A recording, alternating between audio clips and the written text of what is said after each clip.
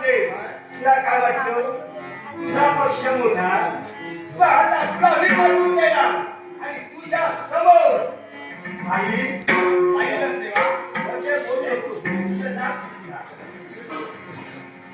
हे नाही आहे नाट्य काय बोलतोय ते लक्षात घे आणि नंतर बोल.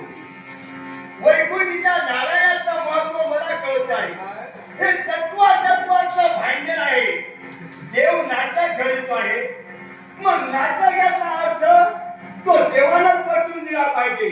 आई हे महालक्ष्मी आई फक्त मला सांग वैकुंठीचा नारायण हा तुझा पती परमेश्वर आहे.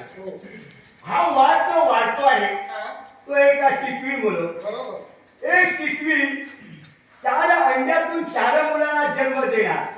वैकुंठीचा नारायण म्हणतो आहे हे माझ्या बुद्धिमत्तेला पटत नाही. तो धर्म सांभाळतो आहे.